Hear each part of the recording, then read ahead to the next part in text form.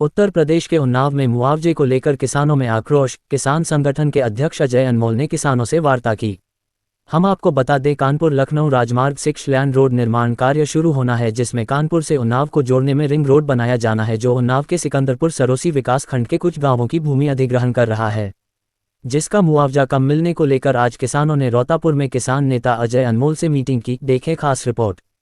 गांव के यहाँ के आसपास के किसानों ने मुझे से मुलाकात की और कहा कि जो रिंग रोड कानपुर उन्नाव कानपुर देहात को जोड़ने वाला निकल रहा है 6 लेन का, उसमें सर्किल रेट जो है वो बहुत कम है। बाजारू भाव यहाँ का 70 से 80 लाख रुपया बीघा है, लेकिन सर्किल रेट केवल 7.5 लाख रुपया बीघा है।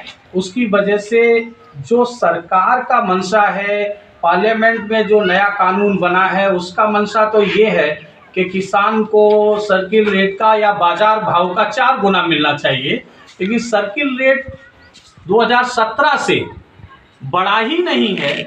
इसलिए वास्तव में ज़मीन का जो कीमत 4 गुनी मिलनी चाहिए, वो 4 गुने के बजाय आधी ही कीमत इनको मिल रही है। इसको लेकर के इनमें थोड़ा असंतुष्टि है और इन्होंने आज मुझे बुलाया और अपनी बात पूरी विस्तार से बताई।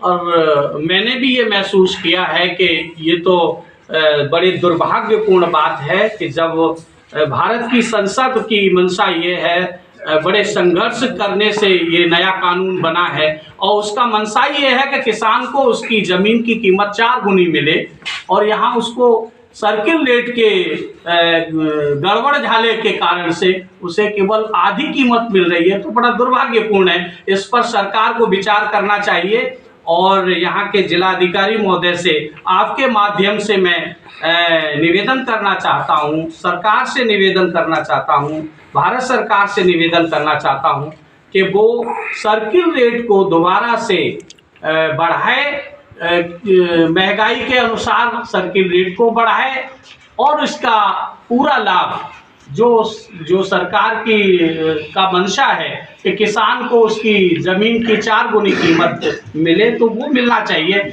ऐसी इन किसानों की जो भावनाएं हैं उनके मैं भी साथ हूं, और आज मैंने इनकी बात सुनने के बाद कहा है कि मैं यहाँ के जिलाधीश महोदय को और सरकार को पत्र लिखूंगा, अपनी बात वहाँ तक, इनकी बात वहाँ तक पहुँचाऊँगा।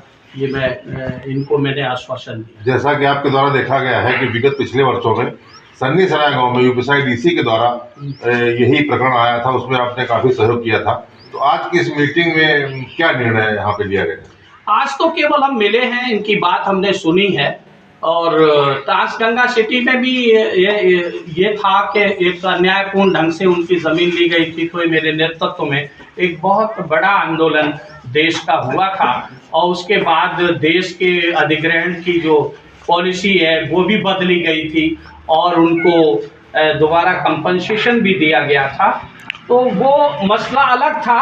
ये उस वक्त नया कानून भी नहीं था भूमि अधिग्रहण का। अब तो नया कानून 2013 बन गया है, वो इनको संरक्षण देता है और वो संरक्षण इनको मिलना चाहिए।